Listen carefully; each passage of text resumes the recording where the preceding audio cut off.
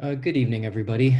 Thank you so much for joining us. This is the second of our virtual town halls for Berkeley Unified School District. It was a number of weeks ago when we convened previously on Zoom.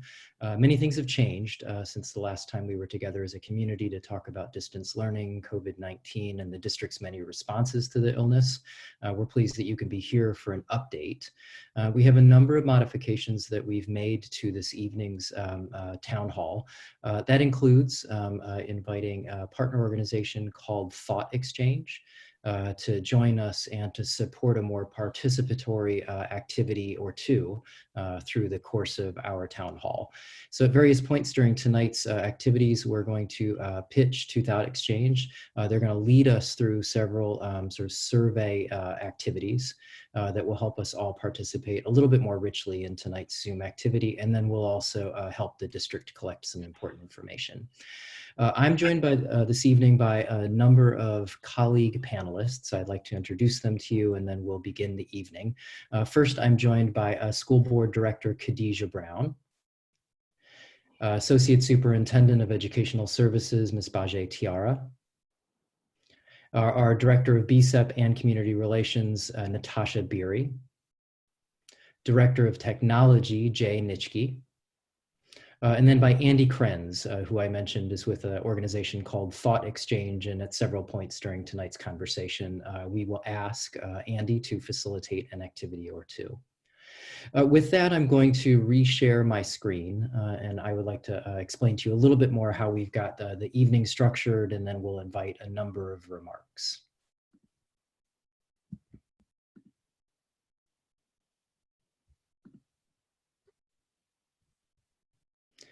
So again, this is a list of the folks who are joining us this evening as panelists.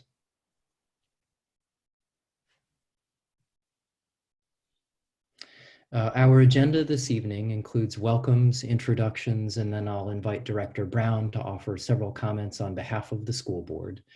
We'd like to then offer some updates about distance learning, including the district's use of the Zoom video conferencing platform.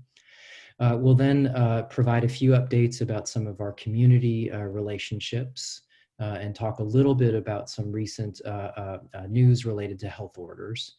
At that point, we'll stop our brief presentation and invite Andy to lead us in one of two sort of survey exchanges or thought exchanges. One of those will center on collecting viewpoints from participants about current concerns. In a later part of our town hall, we're going to conduct a thought exchange activity, and that will be looking specifically at the fall of 2020, at the reopening of the school year.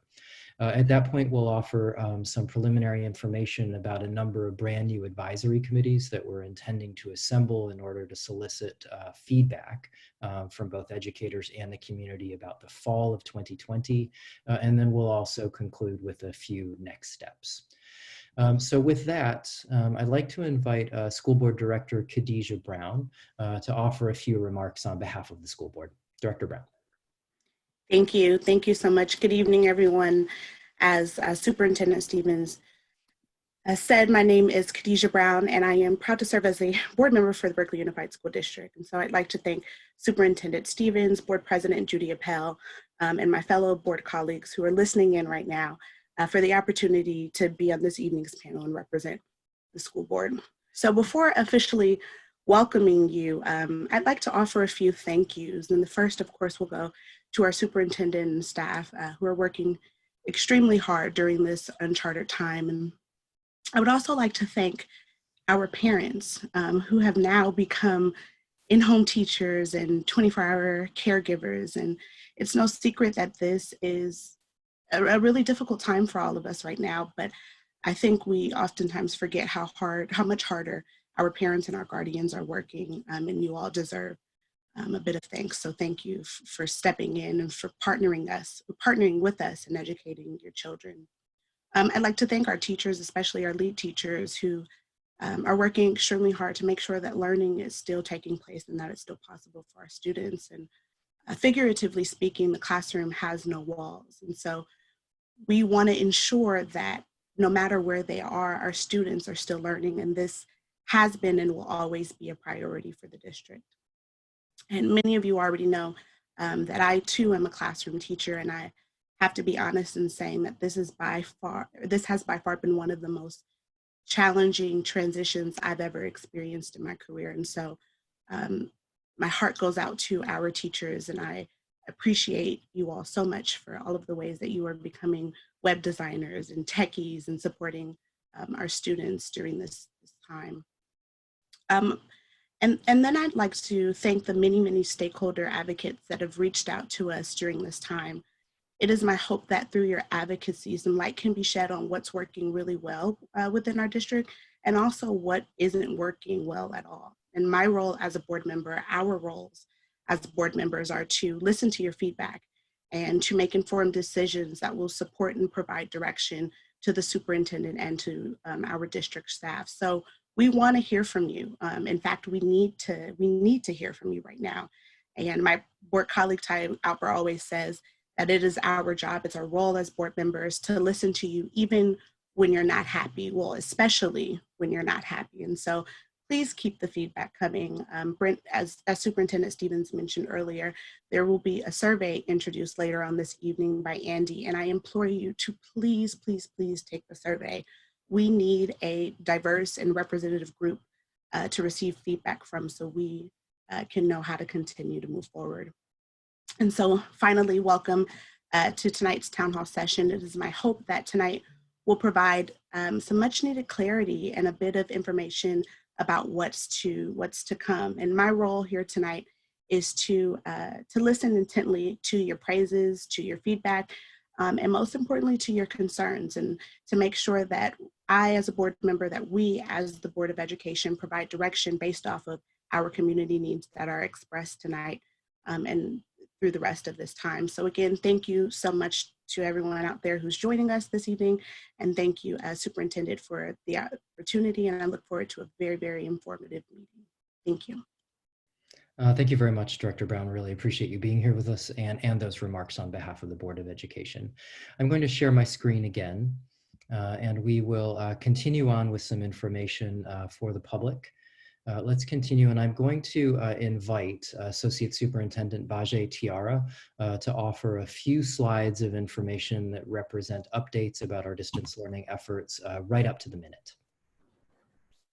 Good evening, everyone. Thank you for being here, and I hope everyone is maintaining healthy and happy during these times. Some updates I'd like to share with you regarding our distance learning. Starting next week, our extended learning programs will resume, also known as Bears and Learns. Our instructional assistants will be joining the team and providing one-to-one and small group online support to our students. We are in the process of getting technology to our students and families in pre-K. And also, it's very exciting, our Berkeley Adult Education School has also moved many of its programs, including ESL, to an online format. So learning is never ceasing at Berkeley Unified. Slide. Teachers report that student participation rates have been steadily increasing from week to week.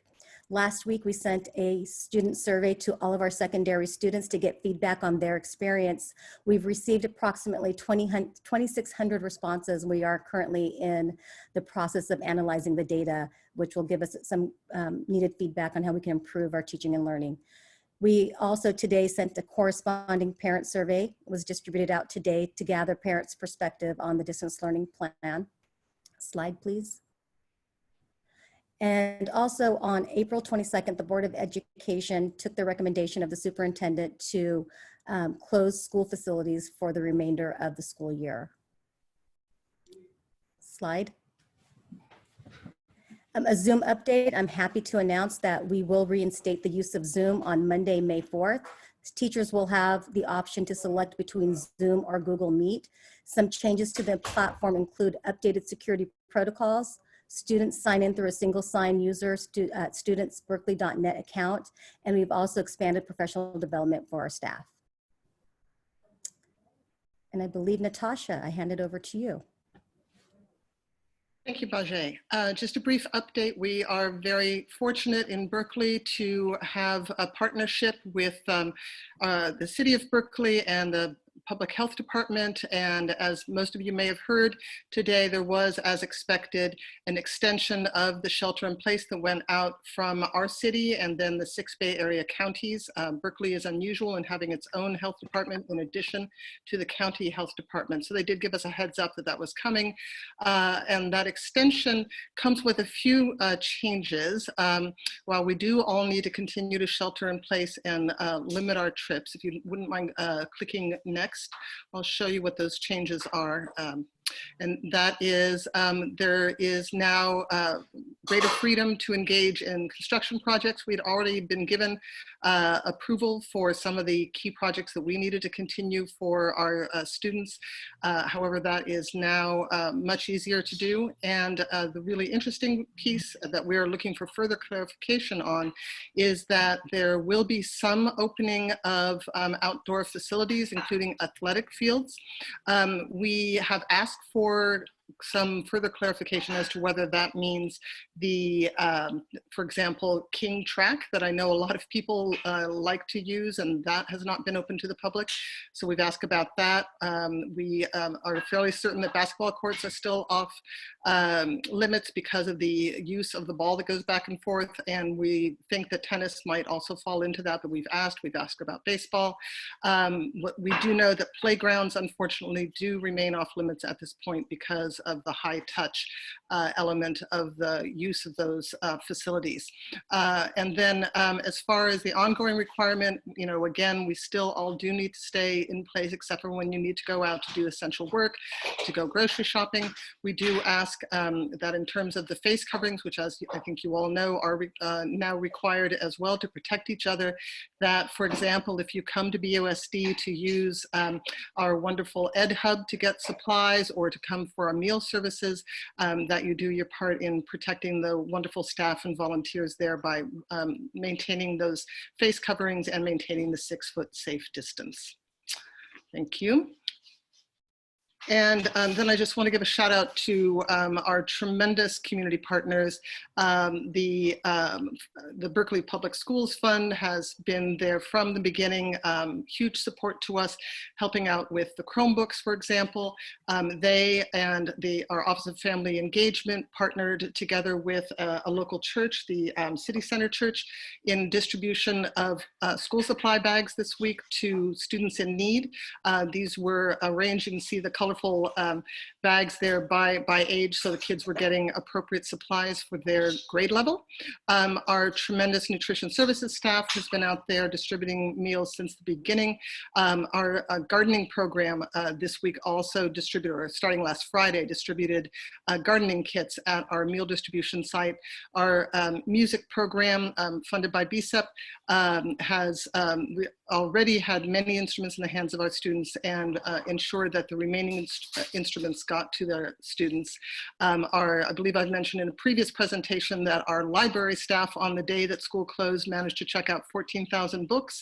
Also, they want you to know that families have access to not only the resources through BUSD, but also the City of Berkeley Library.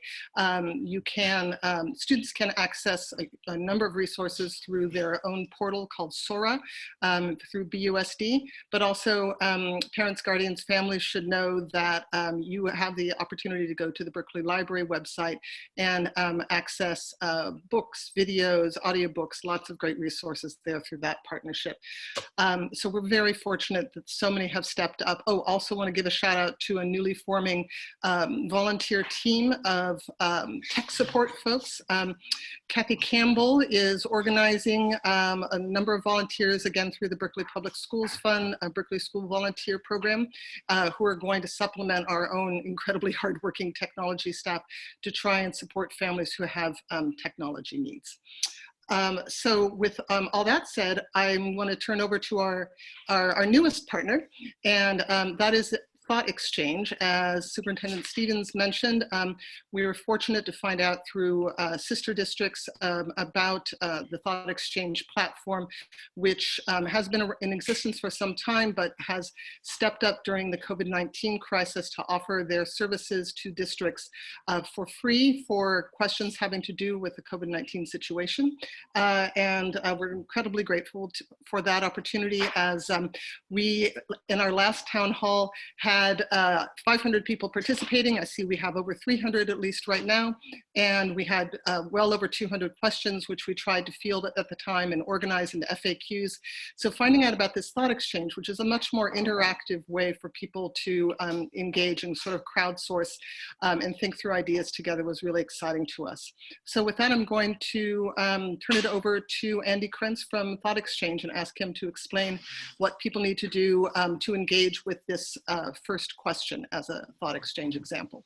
Ms. Beery, if I can jump in for just one moment before Andy takes over. I'd just like to help folks know we're actually going to do 2 of these thought exchange activities during the course of the evening. We're right now projecting the first of these questions.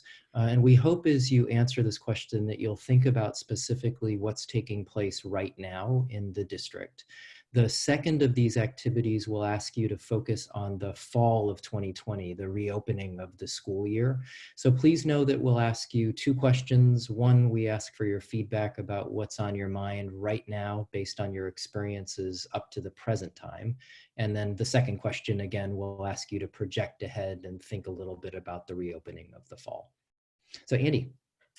Thank you so much. Hello, everyone. I'm going to take you through a 3-step process. In a minute, I'm going to share my screen and project a QR code and another way to access the exchange. We're going to take you through a 3-step process. The first step is you'll be able to answer the open-ended question, as Superintendent Stevens just shared. What's on your mind right now?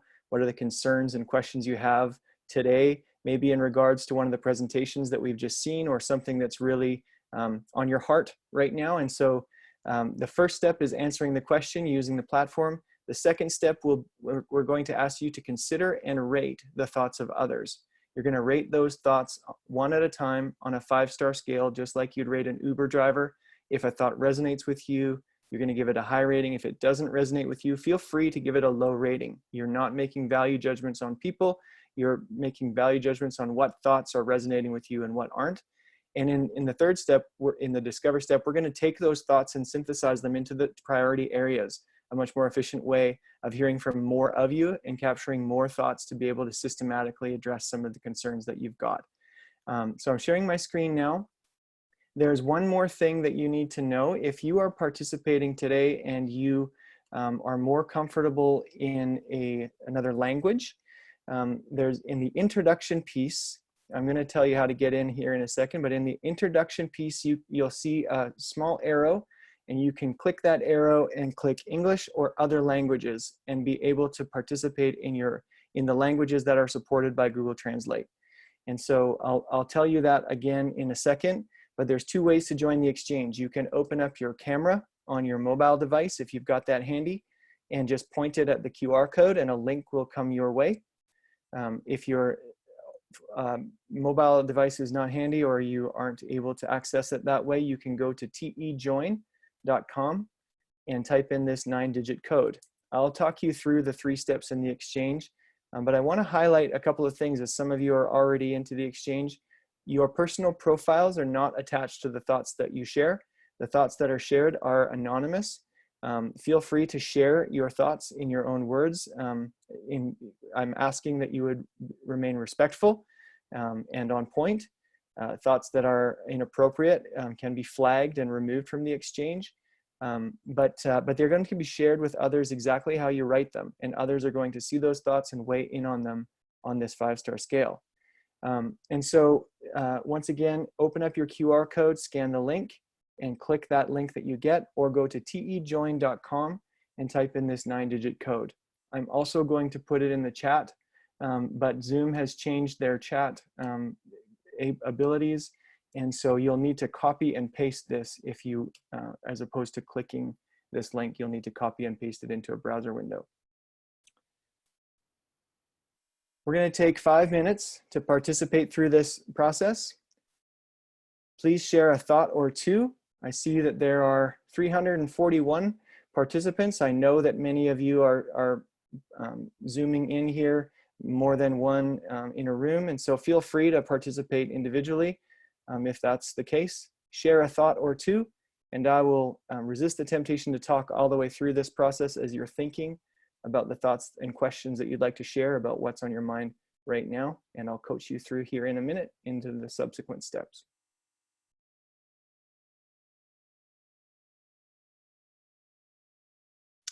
Just want to highlight one thing. If you're dropping questions into the Q&A, we may or may not be able to get to those. What we're going to do here together is systematically address some of the issues that are front of mind for everyone. And so please participate in the exchange and put your thoughts and questions in there.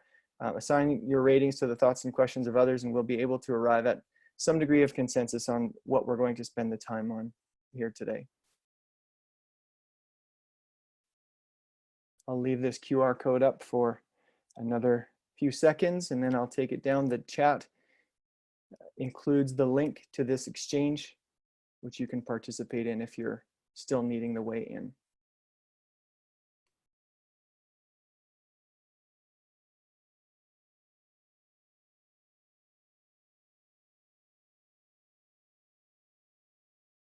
Okay, I'll take the QR code down now.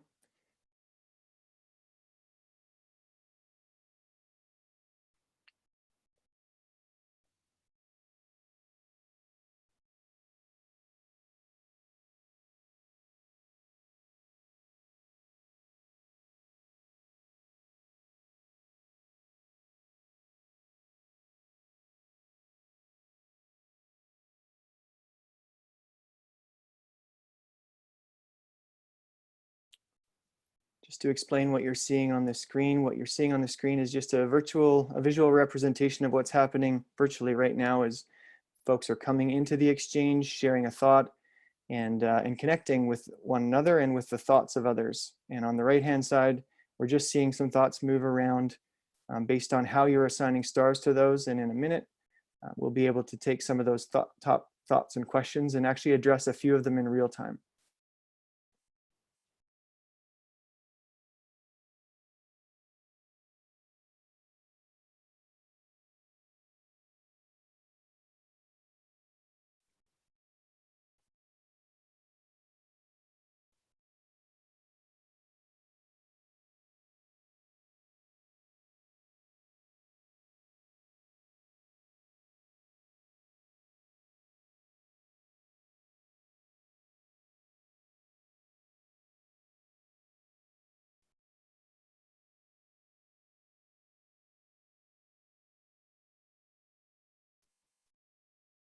This is great. If you haven't, there's wonderful thoughts in here already. If you haven't started starring thoughts at this point, I'd encourage you to maybe finish that thought that you're typing up right now and jump into the second step, which is the star step. Once again, in this step, you'll be able to consider and rate the thoughts of others. Each of you is seeing the thoughts in a order that's unique to you. The first thoughts into the exchange are not the first thoughts that you're seeing. Everyone's seeing a unique subset of thoughts. And again, feel free to assign stars really ruthlessly, actually. If something's really resonating with you, give it a high rating. If it's not, feel free to give it a 1 or a 2.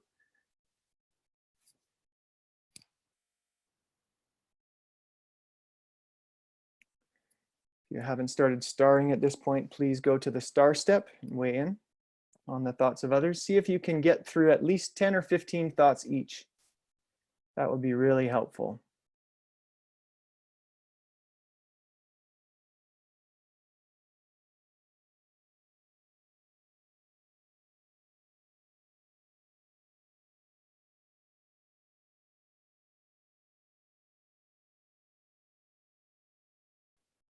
Great, another 20 seconds. See if you can get through 5 more thoughts each.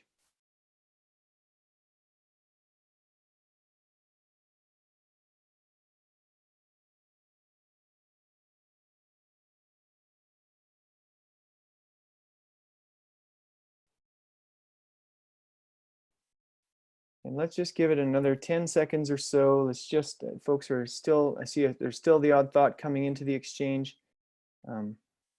Let's see if we can get that average person per stars up to about 15. That should take about another 10, 15 seconds. That's great. So what we're going to do here is, with a few minutes that we've got before we go into the next section, you can continue rating stars or rating thoughts as you like. But we're going to actually address some of these top thoughts here and allow Superintendent Stevens to speak to some of these things. So the top thought right now among this group is, what is Berkeley's response to Gavin Newsom's proposal that schools open July to allow students time to catch up? Superintendent Stevens? Yeah, thanks very much, Andy. And thank you very much, everybody, for participating in this this experiment with us.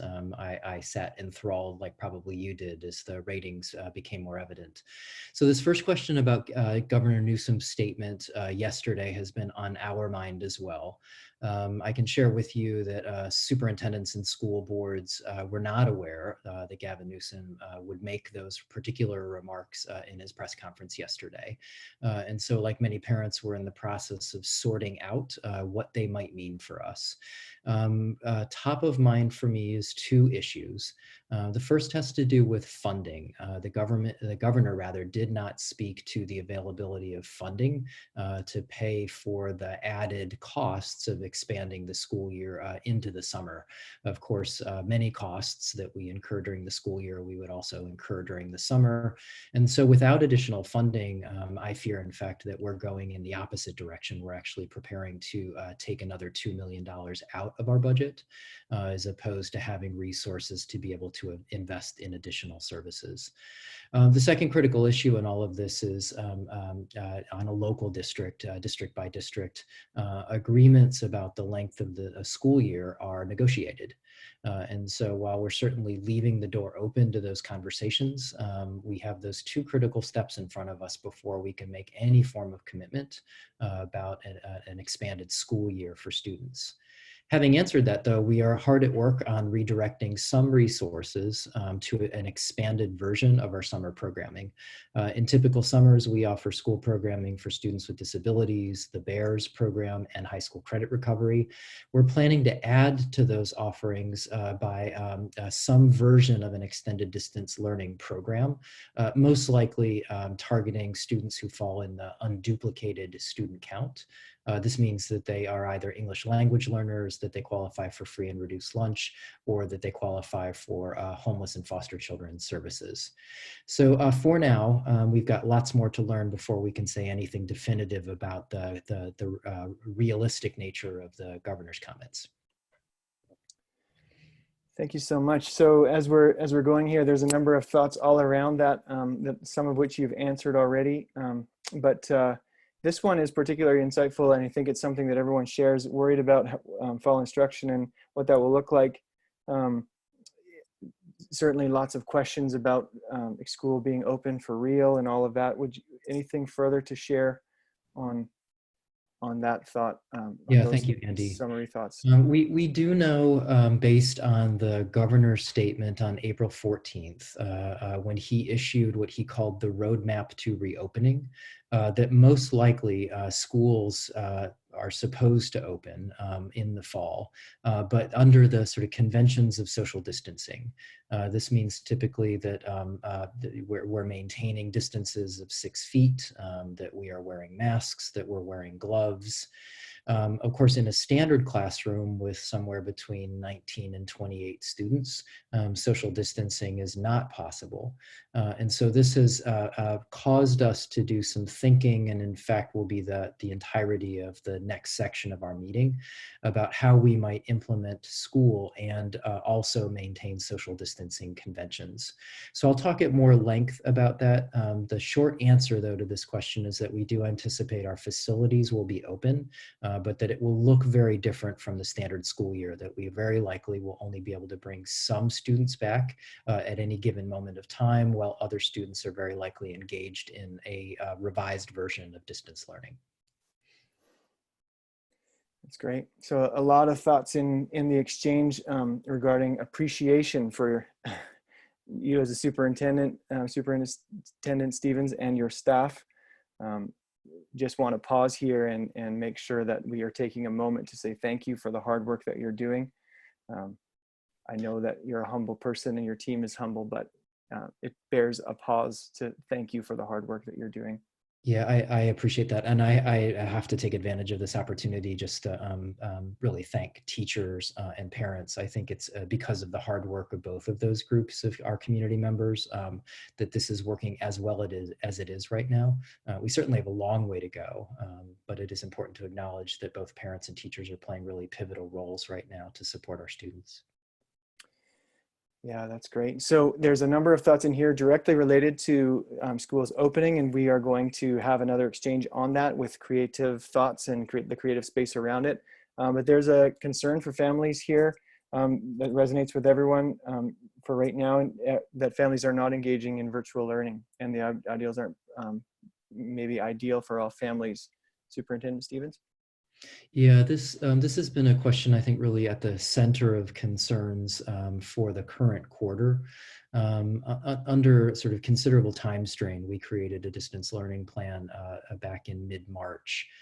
Had about 5 days to sort of respond to the governor's March comments about school likely not reopening for the year. We decided to leave a number of elements of that plan deliberately open-ended, including the concept of office hours, simply not knowing at that point both what we needed to learn as an organization to effectively implement online interactions between students and teachers. We've certainly stumbled a few times in that. But then we also didn't understand sort of across the spectrum of our teachers how they would approach supporting students in an online environment. What we are seeing in just 3.5 weeks of early efforts on distance learning is a wide variety of practices. Some teachers are finding that small group instruction is more effective and more motivating. Others, more secondary teachers, are finding that larger groups can work equally well. Some are deciding that direct instruction, almost lectures, is a suitable form of engagement for students, while others are reserving online time more for discussions and individual support. I'm glad right now that we left such an open-ended structure in place so that teachers had an opportunity to experiment. We are, however, in the process of collecting a great deal of survey information from students, from families, and from teachers. And our commitment is to analyze those results as quickly as we can. And where we're seeing clear themes from the body of data that we collect in over the next week or two, to propose revisions to the distance learning plan, both ones that would be applied in the fourth quarter, and then ones potentially that could be applied as we think about reopening our schools in the fall. So this next thought is something that everyone shares as well, just around the synchronous instruction required, or maybe requested in this case. Students need social interaction, direct instruction rather than uploading assignments. Would you like to speak to that? Yeah, so this is very directly, I think, the most central question that we're getting feedback on, and this is coming from families and from students. I think, to be fair, some of the feedback is mixed. Some families are having the experience of overload, and I think that that's most common in the secondary level, where students have 6 teachers and where each teacher is offering online synchronous learning opportunities. I'm hearing most pointedly from elementary families that the initial design that we struck upon in those 5 quick days of planning underemphasized live and synchronous interaction with the teacher and other students, and probably overly favored assignments and independent work. So again, we're going to look across the body of survey data that we receive back over the next week, some of which I no doubt will be included in tonight's activity, and then propose revisions on the basis of that data based on the themes that we're collecting from these 3 key stakeholder groups: students, families, and staff. That's great. Superintendent Stevens, do we have time for a few more? Why don't we take 2 more, and then I'm going to propose that we push on to the next section of the agenda. That's great. So this is often an elephant in the room with uncertainty around budgets. What's the decision-making process? So this is a very tough question, and it's one that's got me and many others very worried. So media is reporting widely on the anticipated economic impact of the COVID-19 mitigation efforts. What we're seeing across the country is massive unemployment. Massive unemployment leads both to additional spending by the state, but decreased revenues by the state. And of course, as a public school district, we're entirely dependent on revenue from the state of California for the core of our functioning. So we already went through the difficult process just in the earlier parts of 2020 of identifying and approving $1.3 million in reductions to our general fund spending. This is added to previous budget reductions in the last 2 years, and we're now totaling $5.3 million in reductions over a 3-year period. We're now, however, having made all those cuts, realizing that we may be in a situation entering into the summer where many of our budget assumptions about revenue are reversed because of lower than anticipated revenue at the state level. I have asked that all of our budget advisory committees, all of whom thought their work was done, to come back together through May and June and continue to engage in the very difficult process of identifying potentially up to $2 million more in additional revenue reductions that would have to be implemented for the start of the 2020 school year. We're going to approach this as 4 $500,000 packages, none of which will be approved for implementation by the board prior to the school year, but that the board will have in its pocket, so to speak, as we move through the summer and into the fall and actually learn what our real revenue will look like for the coming school year. So all of this is very difficult. At the very moment that we have increased needs to serve our students, we're also facing the prospect of decreased resources. Thank you so much for that.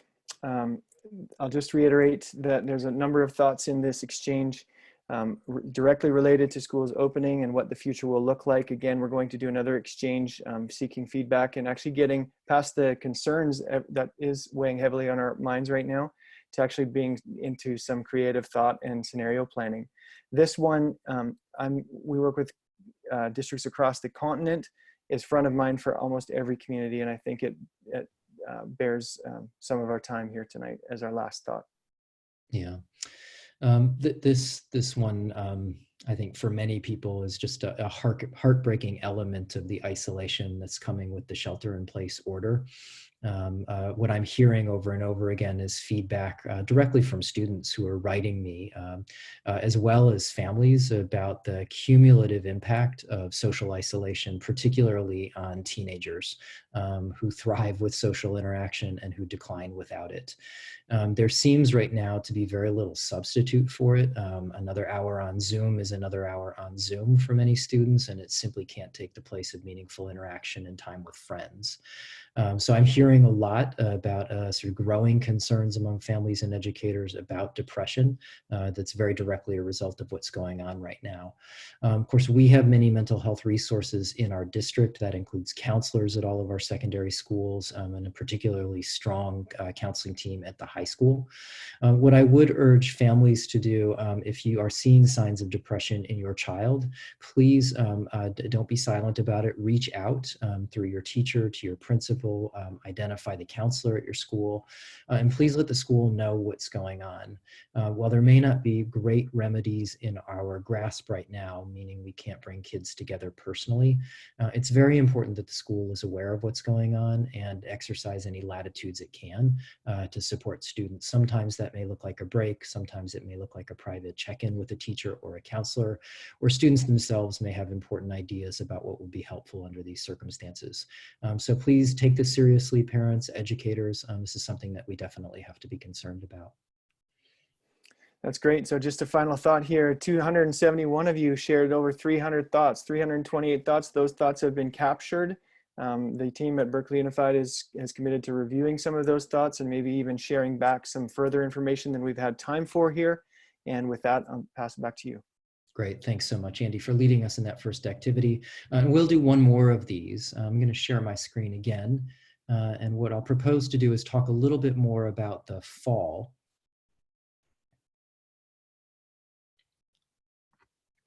On April 14th, Governor Newsom made some important statements. In fact, was, I think, among the very first in the country to offer a set of criteria that he would use to begin to lift shelter-in-place orders across the state. This list represents the roadmap. I won't read it to everybody. It is the bullet point, the second to last bullet point that is directly relevant to school communities. He notes that he is expecting prior to shelter-in-place orders being completely lifted, that businesses, schools, and childcare facilities must be able to demonstrate that they can support physical distancing as an element of the return. By this, he means to say all of the sort of various learnings that we all have absorbed over the course of the last several weeks about physical distancing, including, most importantly, the sort of 6-foot radius that individuals are expected to maintain to reduce infection. This could include as well the use of masks and gloves, the regular availability of hand washing stations and gel hand sanitizer, as well as sort of thoughtful approaches to common spaces like hallways, like cafeterias, and like playgrounds. So we have a lot to do to think about how we might institute this. I think for all of us contemplating what it was like prior to our school closures, if you think back to those weeks in early March, when it was very evident that students in their schools at any level, pre-K, elementary, middle school, and high school, certainly weren't observing physical distancing conventions, and in fact, school facilities largely prevented that from happening. So one of the tasks that is in front of us is to contemplate what a new school capacity might look like. How many students in a classroom? How many kids can move through a hallway safely? How many students can a playground have at any given time? And then what should those activities look like? None of this is very easy, but we recognize that this will be one important element of our analysis prior to school starting. I should also mention then a number of thoughtful organizations have issued guidance to school districts. I'll flag one of them that I think is worth seeking out and reviewing. It's the San Diego County Office of Education, put together a 14-page guidance document to school districts with additional considerations. Among some of the options that they listed included dividing student bodies into an A group and a B group, where an A group goes to school on a Monday and a B group goes to school on a Tuesday. They also proposed that another possible option might look like dividing students into an A, B, C, D, and E group, where each student goes to school on only one day per week and then is engaged in distance learning thereafter. They contemplated, not contemplated, but recommended districts to contemplate the expansion of time. That's the daily schedule, the weekly schedule, potentially even the yearly schedule.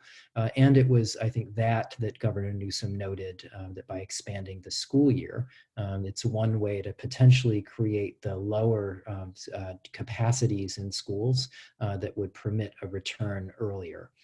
Again, we haven't done any of the necessary study to think for Berkeley and for each of our Berkeley schools which of these sets of strategies makes the most sense. And in fact, it's this next thought exchange activity where we'll prompt you to offer us some concrete thinking about what you think might make sense as we begin to sort of contemplate a social distancing version of schools. Before we do that, I've got a number of sort of formal mechanisms that I'm thinking of, that I will institute in order to continue to engage the community in this. We have a number of already existing groups. Those are represented over in the gray on the left-hand side of your screen. These groups have been involved in the continual monitoring of our distance learning plan. Our Ed Services team has been hard at work on reinstating various elements of our brick and mortar operations, including, for example, the instructional assistants returning or the restoration of our extended time programs. Special education continues to be a topic of necessary consideration for us. We've got a team working on that. Our business services team is still trying to restore various aspects of our operations. Most recently this week, we're talking about school purchasing and deliveries. And then we will have an internal fall planning work group. In blue, I've represented two new structures that I'd like to convene within the next week or so, and will run through the remainder of this academic year as a way to collect information about two challenges that are facing us. One is an advisory committee structure to advise and guide on the reopening of school in fall of 2020.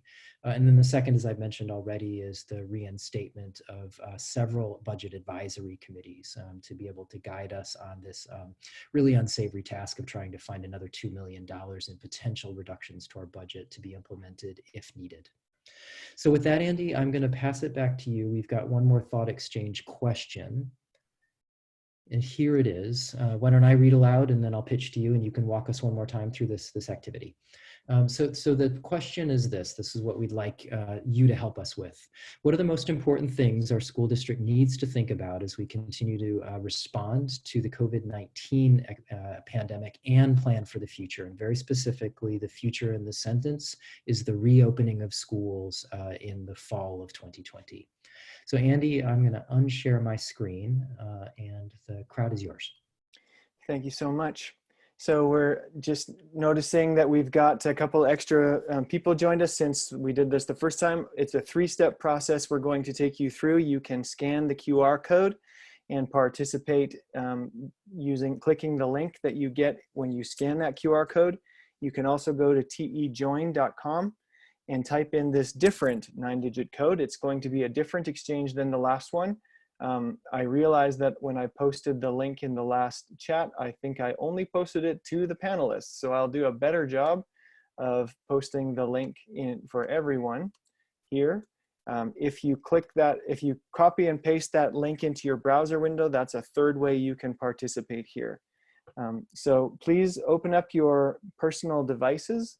We're going to take you through a three-step process and ask you to respond to this thought, and then ask you to weigh in on a 5-star scale on the thoughts of others. And in real time, we're going to discover what's front of mind for the group and be able to actually spend a little bit of time on some of these thoughts that are front of mind. Once again, you can participate in a different language if you're more comfortable doing that. If you, in the introduction screen, if you click English, underneath that, there's a arrow that says other languages. You can scroll through those languages. If you're having a tough time, if you're already through, you might need to arrow yourself back using your browser arrows to get back to the introduction page where you can select the language of choice. Though that language feature is supported by Google Translate, I'll make the disclaimer that the translation is not always perfect. But if you're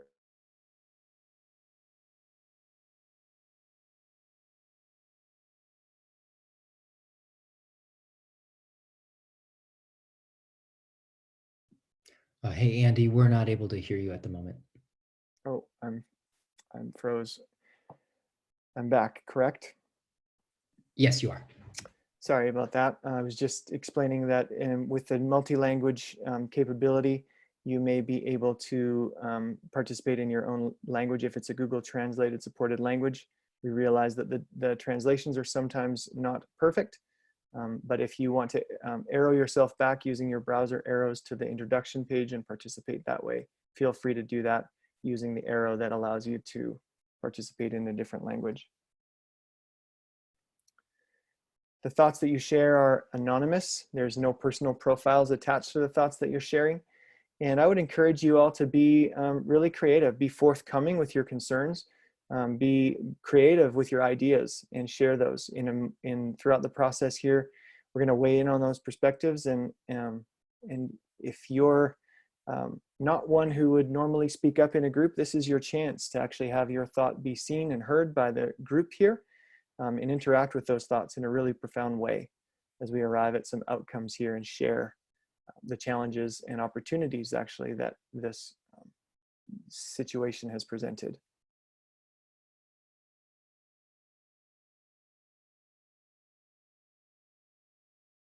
I will take down the QR code in 10 minutes, or sorry, 10 seconds. Highlight one more thing. It's not imperative that every one of you rate every single thought. See if you can get through in the star step at least 15 or 20 thoughts each. That'll give us a really good representative sample of the thoughts that are in the exchange.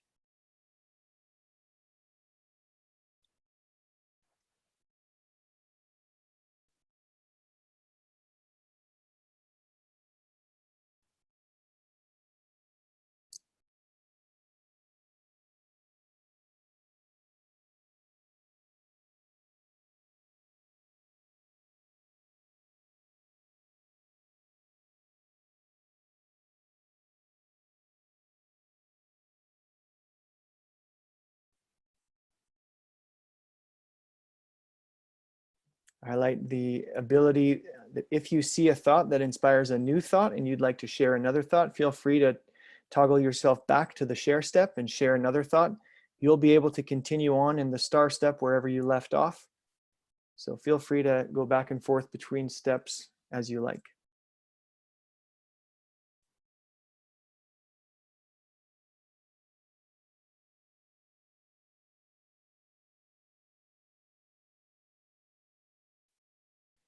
Once again, if you, at this point, if you haven't started starring thoughts, please finish the thought that you're typing in at present and start weighing in on a 5-star scale on the thoughts of your fellow community members. Feel free to be ruthless and forthcoming with the way that you assign stars. If something resonates with you, I'll ask you to give it a high rating. If it doesn't resonate with you, feel free to give it a low rating. Ones and twos are acceptable. We're just weighing in on the perspectives as they resonate with you.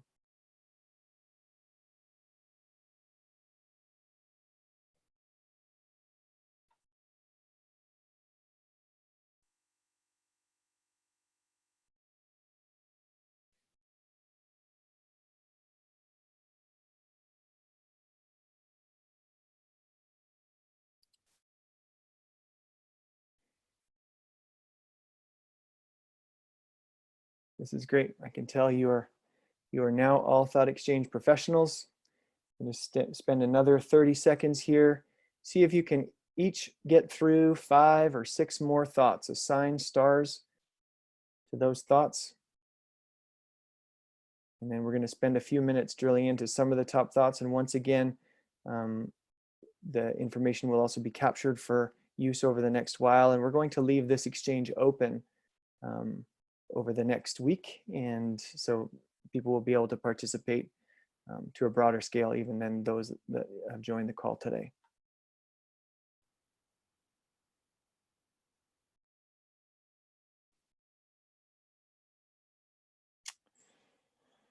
All right, feel free to keep on reading. That will move thoughts around here, but we'll spend a little bit of time addressing some of the top thoughts in real time. So at the top of this exchange at the moment is how to balance social distancing realities with elementary school students. Seems nearly impossible for the little ones to keep socially distanced. Superintendent Stevens? It's hard to disagree with this statement. One of the many things that just sort of feels baffling right now is how to balance the need for safety as it's sort of represented by social distancing and the way we do school. And this gets particularly more challenging, I think, with younger students who we all know are naturally drawn to one another, who value being physically close and who don't yet have sort of a learned set of sort of social conventions. So this sort of consideration about how many students could a school support at any given time, I think we have to sort of run through the lens about what we know about young people and what is likely to be the case. I think we do all recognize that absent an effective set of treatments and absent a vaccine, that all of these proposals, any proposal to bring people into common space, pose a risk. And that we will have to think carefully about balancing the mitigation of that risk with what we need to happen related to students' learning. There's going to be lots of varying viewpoints in this, and I think a lot of room for discussion still. But right now, we don't quite know how these two things are compatible. Young kids sharing a social space while also maintaining social distancing. The top thought that is taken over here is the development of a plan B in case schools need to be closed again. Superintendent? Yeah, thank you. I do think that this is an astute question. I think as I follow along the news, like so many people, it does seem very probable that the sort of outbreak of COVID-19 will spread in waves. I think some people are expecting that as we reopen gradually, there will be, an increase in the infection rates. And then most recently in the news, there were some statements made even at the White House about the confounding factor of the fall cooler weather and the typical flu season. So all of those things, I think, suggest that we may go into another period of school closure at some point next year, and that we need to have a plan B in mind.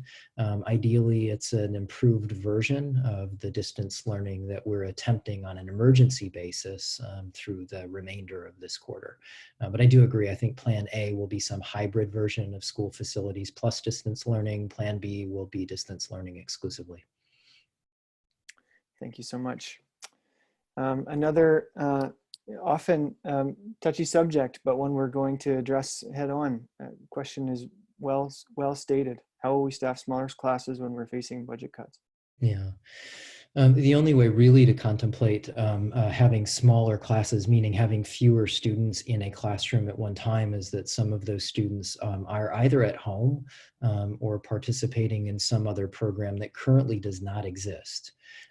What we don't know yet is that there will be additional funding for expanding the school year or for hiring more teachers. The hiring more teachers idea was one that was made yesterday as well in response to the governor by State Superintendent Tony Thurmond. Both of these are potentially very expensive prospects, and given what we know right now about the realities of declining revenue, I don't see that either one of them would be realistic. So to decrease class size means necessarily that we have to decrease the number of students in our schools at any one time, and that means increase the number of students who are at home. Thank you so much for that. A lot of resonance around this one and training teachers for now online teaching reality. Yeah, I couldn't agree more. And in fact, we're hearing exactly the same thing from our educators. Our educators have had to walk a variety of paths to make what was a very quick conversion from our standard classroom teaching, which really emphasized the relationship that comes with people who know each other and see each other and share common space. It is the foundational element of classrooms, and trust is the thing that sort of allows teachers to build learning in their community. Many of those things are made much more difficult in an online setting, and our staff is not only trying to learn how to stay connected to their students in an appealing and motivating way, they're learning the features of the technology itself. And I would say if anything characterizes this first stage of learning, it is just the technical difficulties that many of our educators have experienced, not only in navigating the platforms, but how to convert platforms that were designed for business applications to a K-12 educational space. And so we've seen lots of creativity. We've also seen teachers try things and have to try again. And I think that that is a fair sort of mark about our district, that we've tried some things. Some have worked, some very clearly have not worked. But we can't give up. We got to keep learning and keep increasing the support we offer to teachers. We have a small team of folks here in the district. We call them the Digitech team. It's relatively small given the total number of employees. These are the folks who are customizing professional development for teachers almost on a real-time basis. They were the folks who designed the modules that teachers could take online to learn the platforms. And they have been sharing with me that they can't wait to begin to create new professional development modules that are much more about teaching and learning about the pedagogy, and would like to move away from the more technical aspects of each of the platforms that we're trying to support. That's great. So this is a really, really amazing thought, actually. Managing expectations as well as despair and exhaustion among staff, students, and families. The need for cultivating compassion and avoiding a traditional oppositional us versus them thinking. Please. I'm going to add my 5 stars to this particular comment. I just couldn't agree more with this. This has been an absolutely astounding period of time for all of us, and there's not one of us who isn't suffering from the emotional burdens that come with the shelter-in-place orders, or suffering from what we're seeing among our families, among folks who have lost work, who are now in jeopardy of losing housing, and then for our young people who find themselves both socially isolated and contending with learning in this sort of foreign environment of Zoom and other platforms. All of this, I think, does really require that we come together as a community, and it's just been so heartening for me to see the multiple examples of compassion and generosity that have flowered in Berkeley since this happened about 6 weeks ago. Natasha Beery described earlier the really remarkable volunteerism that Berkeley School Volunteers is managing. I don't know that she shared that we are now well in excess of $400,000 in donations that is intended to support vulnerable families through this period.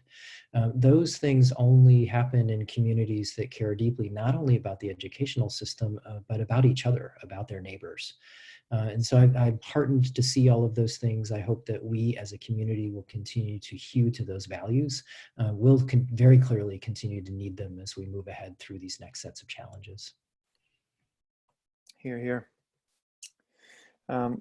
Wonderful to see the opportunities and to begin to start embracing those. So we should take this opportunity to do what we can to reinvent education with a focus on equity and excellence and engagement, enrichment, wellness, community. What does that lead to? Yeah, these are very thoughtful questions. Whoever you are asking these questions, please join our groups. This one has been much on our mind as well. I'll share candidly with you. I'm going to trust that nobody tells anybody as we talk about this.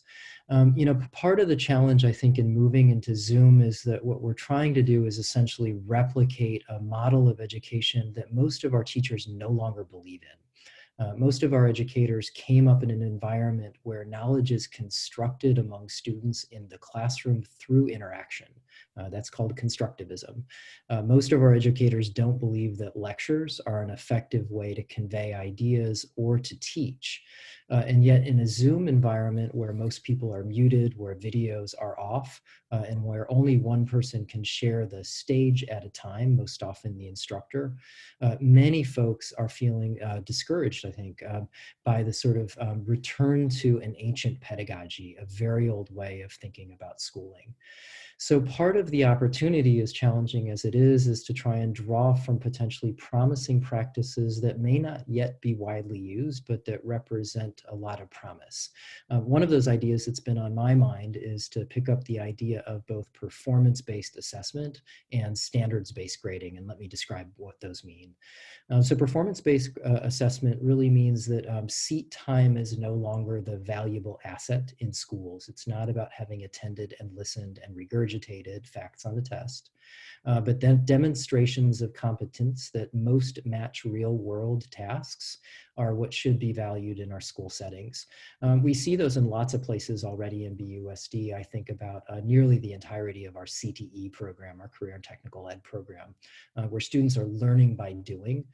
Those kinds of tasks don't require that students are in front of Zoom, but rather using Zoom towards the end of production, creating something that's meaningful.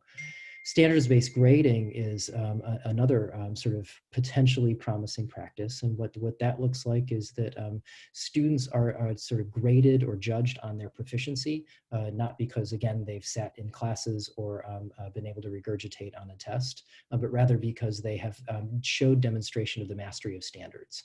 This presumes that students have multiple opportunities to demonstrate their understanding and that they get the kind of feedback, very specific feedback, that would help them improve their performance over time.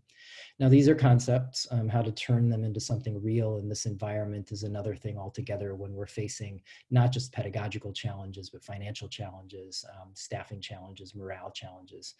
These things are, entirely different questions. But please know that that question really resonates with me. That's great. So there's a couple of questions here about oh, I clicked the wrong That one. one looks familiar, yeah. Yeah. Think about staggering the day and not the week, i.e. morning programs and afternoon programs. Consistency is so important. Yeah, thank you for that thought. Again, we're just in the very earliest stages of trying to think about what school might look like in a social distancing environment. I mentioned to you a little bit about the ways in which we'll be seeking feedback, not only through this town hall. We plan to do another interactive town hall on May 13th, only 2 weeks from now. We'll also be soliciting ideas through large-scale survey instruments. And then we are soliciting volunteers who would like to come together in advisory committees. We will be soliciting representatives from our standing committees, groups like the Parent Advisory Committee or the District English Language Advisory Committee. But we're also seeking volunteers who would like to serve in an advisory capacity through Zoom, remotely, of course, but to be able to react to ideas, provide additional ideas, and offer a necessary community perspective on the thinking that we bring to the fall of 2020. That's great. How are we doing for time, Superintendent Stevens? We're at 7:36, so we've got about 20 more minutes. So what if we do about probably 10 more minutes of questions, and then I would propose to begin closing out. That's great. So really appreciate the courage of this thought, and clearly it's resonated with the group. As both the parent of an incoming kindergartner and a teacher, the thought of 1 day a week is upsetting. School is social, it is dynamic, happens with others. Yeah, I agree. I think that this is just part of the sort of heartbreaking prospect of all of this, is that the many things that are valuable about schools are stripped away as we sort of think about social distancing and shelter in place. I completely agree that one of the many valuable assets of schools is the social interaction between students.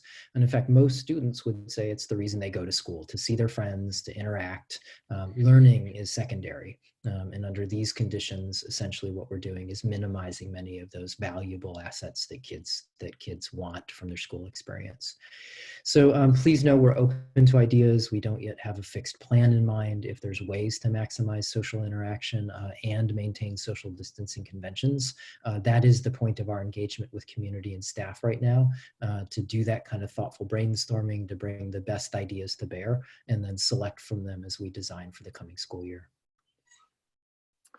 Thank you so much. So there's a number of thoughts here that are quite connected. Hand washing, please prepare.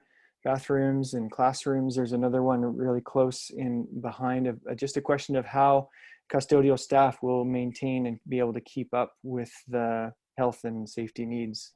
Yeah. Given. Yes.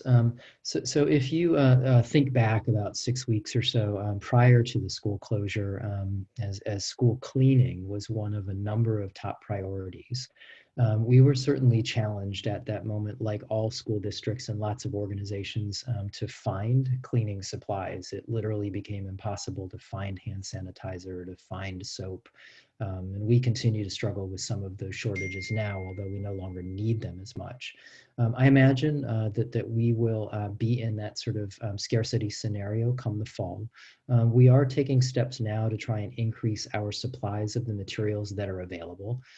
For example, we were just recently, last week, able to secure a vendor who was able to sell us 55,000 surgical masks, not the medical grade N95s, but cloth masks. We anticipate that with our staff using those and students, they would very likely get us through something like 6 to 8 weeks, supposing that all of those are disposable. So we are on the hunt right now to try and find those materials. We will also take advantage of empty buildings to do inspections to try and increase the accessibility both of hand washing and hand sanitizing, again, in keeping with the availability of those supplies. But please know that it's on our mind right now as we have this these empty facilities. Thank you for that. Having educators who can serve as specialists / coaches for online learning, more support needed for how to best use Google Classroom, programs like ST Math. Teachers need training to be more effective with at-home learning. Yes, yeah, I agree with this. You know, part of what's been on my mind is if it's imposed on us to continue like this for a period of time, that it may make sense, although it's certainly difficult, to think about some form of role differentiation among our educators. It may not be the case that having every educator responsible for creating online content for their particular class is the right way forward. It may be that some are in the role of coaches for families and students. It may be that some are excelling in the sort of online environment. And it may be that others would actually be more on school facilities and able to support small groups. This might also account for the family circumstances that many of our educators find themselves in, just like our families who are struggling right now to manage childcare, schooling, and work. I don't know exactly what that would look like, but it's certainly an idea we can put on the table and play around with as we think about what this next year is going to bring. Fantastic. So many great thoughts in this exchange. Certainly a lot resonating around just the idea of routine in ensuring that a plan is consistent and communicated clearly to families so that some semblance of normalcy can be achieved quickly. Superintendent? Yeah, this is also a very, very thoughtful question. You know, one of my reflections over the last week is sort of the way that we were influenced by the early stage of the closure emergency to make some decisions about distance learning right now. For example, the question of what work is required versus what is optional. In a standard school setting, when we're doing school as we know it, work is required, it's graded, and that's part of the motivational system that we build to keep students engaged. I think rightfully out of a concern for equity, access to technology, students' well-being, and a whole variety of family circumstances, we had to back off of the work as required ethic. But it may not be the case moving ahead for a year that we can be quite as open-ended about the value of completing work. That's one decision that I think we may have to go back and think about as we move forward. And there are others. The idea of scheduling, which was this question touches on, may be another that we may have, rather than be as open-ended as we were about some aspects of our distance learning plan, it may ultimately serve to tighten some of those aspects, both for students as they're experiencing it on campuses and at schools, but as well as parents can depend on it so that they've got more regular home schedules coming from their schools too. Again, some of these decisions were made under duress with a real lack of planning time and a lack of understanding about what was on its way. We'll of course have those same uncertainties as we plan for the fall, but we at least now have the advantage of many weeks of distance learning to draw from, and some of these decisions we may want to go back and revisit. Excellent. This thought came up in both exchanges, the last one and this one, and it resonated with the group just around the office hours and versus instruction time that's regularly scheduled. Yeah, I referenced this earlier. I do think that this is sort of the center point of the feedback and sometimes the criticism that we're receiving right now is the sort of difference between the totality of the educational experience and then the importance of online teaching, meaning, you know, that live synchronous interaction. Again, we recognize right now that teachers have adopted a variety of practices.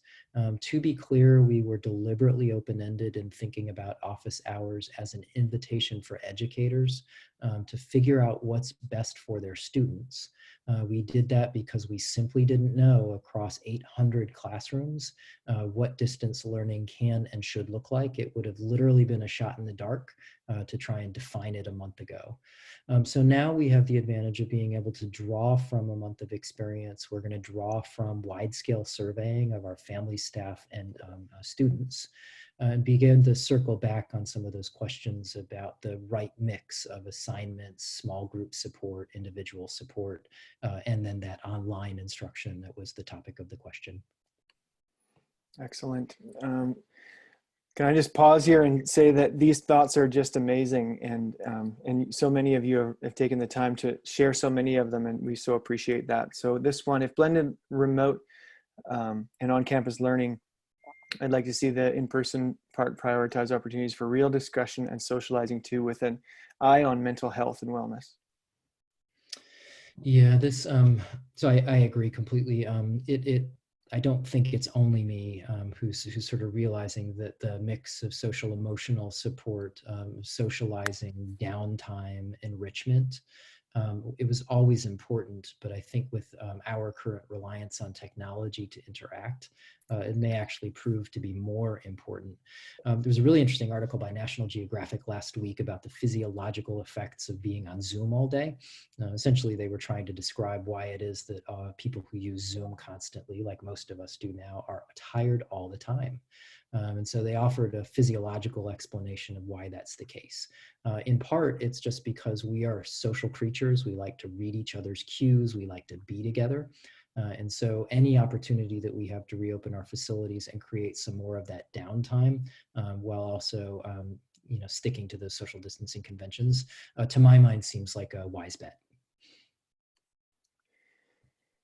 It's great. So, starting to get into some innovations here, which is really exciting. Open up older school buildings that have been converted to other functions. We'll need more spaces and teachers to spread children out. Yeah, this is super thoughtful. So of course, if you have to limit capacity in any particular physical space, there's only really two ways to achieve that. So one is to play with time, to try and expand time so that students can use space in smaller groups. The other, of course, the questioner knows, is to find more space. And so many of our old school buildings, of course, don't meet code anymore, and so some of them can't be used. But the idea that we would potentially expand the use of our existing space is a creative idea. I certainly wouldn't rule it out at the outset as we try to think about how to maximize the number of students we're serving in person. So great question. Please know that it's something that's certainly on the table as we contemplate the fall.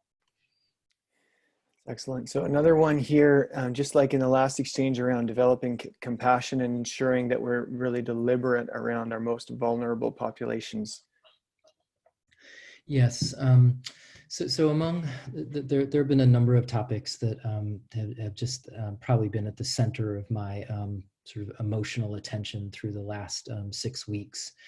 What we're hearing from many families, both displacement, economic uncertainty, food instability, a number of just sort of basic life issues that are completely confounding a family's ability to support their students to engage in learning. Those things are happening right now as we're all speaking here on Zoom tonight. We are making lots of efforts to collaborate with the city to have our own OFI staff out interacting with students, and then obviously close collaboration with BPSF to support families through monetary donations. Still though, I'm being very realistic about the loss of learning that is occurring through this period for all students, and particularly for our most vulnerable students. So one of the things that we have to think about is not how we only give all kids the same experience, but how we ought probably to start our design challenge for the fall by thinking about our most vulnerable learners first. And to make sure that we've used our assets thoughtfully to design the experience that they need, and then and only then move towards thinking about the larger district. I think what I'm hearing from a lot of educators is that the relationships that students had with teachers prior to school closure is absolutely essential to their ongoing learning and really their survival in a school setting. Absent those relationships, many of our most vulnerable learners are set even further behind. So this question about how we would in the fall maximize those relationships, prioritize them, put them first in the stack of considerations is something that I know that I'll be posing to these advisory committees and to my own team about designing for the future.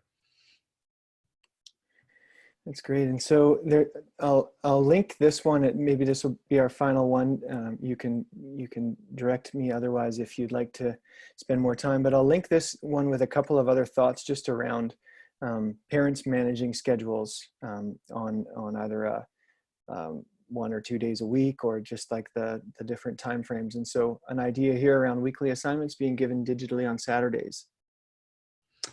That's an interesting idea. I hadn't got that feedback yet. I'd been aware, of course, from educators that they were hoping to have the district created activity sets earlier than Friday. This is a totally new effort for us to be creating weekly curriculum across K-12 teams. So we did sort of bump up the delivery date of those activity sets, and teachers are now getting them just towards the end of the week. That then gives them the weekend to think about how they might want to revise those activity sets and get them out on Mondays. Of course, we just have to get ahead of the curve to be able to improve our delivery dates. Under the current circumstances, it's been very hard to get out in front of the curve on anything. But that's what it would take in order to move up our delivery deadlines. That's great. I'm inspired to just share one more here because it's a late addition to the top 3, and it's just doubling down on how much people appreciate the teachers and how deliberate we need to be to ensure that they're looked after. And I'll pass it back to you after this one. Thank you for this sentiment. I really agree. There's such a difference right now between the experience of many families and teachers. Many teachers reach out to me, of course, to share their experience. And I'm absolutely convinced that our teachers are doing the very best they can, trying hard to go above and beyond and exercise the same level of care for their students that they do during the school year. I'm hearing lots of stories about educators who feel that they're almost never unplugged from work anymore, and trying as best they can from dawn until the time they go to bed to stay plugged in with families. Couple stories came up just this week about an educator who spent an hour just supporting a family to be able to navigate a particular platform. Of course, that hour is invisible to families in the rest of the class, but it is yet 1 hour on one task with one family, something that simply wouldn't be required if we were back in schools. So I appreciate the sentiment. I also worry a great deal about the emotional impact of this on teachers, both the workload and then what they see by way of their own students and families struggling, and their direct experience of some of the frustration. Teachers are also carrying that emotional cargo, and of course that has weight as well. So great. By way of closure to this exchange, once again, this exchange will be left open, and it will be left open through the remainder of this week over the weekend, and it will be closed sometime next week. But just 290 of you shared 472 thoughts, 15,632 ratings, all in the matter of a few minutes. And that content is just invaluable. And so Berkeley is going to use that material over the next while and be able to share back not only the learnings, but also some consensus around some of the next steps. And with that, thank you so much for your participation in these exchanges, everyone. Andy, thanks so much for that. I appreciate it. I also want to note, in terms of the feedback that we've collected from this evening's town hall, we have a number of questions that have been entered into Zoom's Q&A feature. We haven't been able to respond live while we're also taking on these questions, but very similar to the last town hall, we're planning to take in these questions as well. We'll scan them for themes and then continue to use those questions along with the data we collect to inform our coming communications. So it may be the case that we are wrapping up early, and I think probably that's okay. I want to, on behalf of the school board, all of our central office team and our teachers, thank everybody who tuned in this evening. Andy, thank you, and thanks to Thought Exchange for your facilitation of the interactive activities that took place. I appreciate it. I've got one more bit of information that I'd like to share, and then we will wrap up tonight's session. So next steps. So this is what we're very specifically thinking about as follow-up to tonight's town hall. Andy has mentioned that the Thought Exchange codes will be open through May 3rd. So it may be the case that you participants want to go back in and continue rating or responding. It's also the case that we will make these links available to the public so that others can engage in this interactive, both commenting and rating. We're going to continue to offer ongoing updates to the Board of Education, both about the fourth quarter of the year, about our summer programming, and about fall planning. Our next board meetings are on May 6th and on May 20th, and folks are welcome to tune in for additional ongoing updates about our progress. Please know that there is a student survey in process right now. We sent that out last week and we will close it on Friday of this week.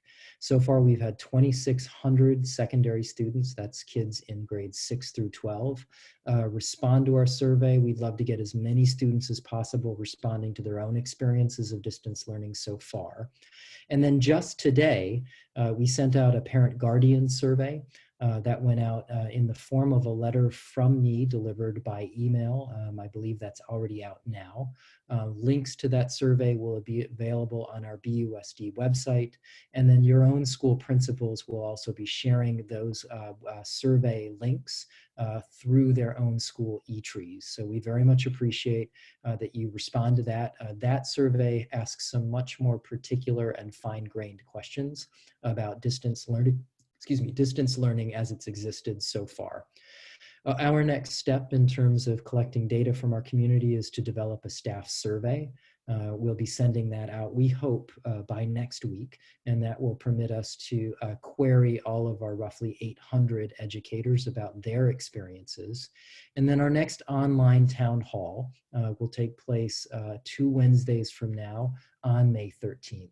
And so we do hope that you'll rejoin us for that particular town hall and then share with others that this is a great opportunity both to learn and offer feedback and know that the district is taking feedback from these sessions to heart and to our planning table. So with that, again, we're going to conclude our town hall. Again, I want to thank our panelists. We've had tonight Associate Superintendent Bajay Tiara, our School Board Director Khadijah Brown, Director of Technology Jay Nitschke, BSEP and Community Relations Director Natasha Beery, and Andy Krenz served as facilitator from Thought Exchange on a number of the activities. Again, my name is Brent Stevens. I'm the superintendent. Thank you very much to everybody for joining us, and we hope you have a really good night. Bye-bye.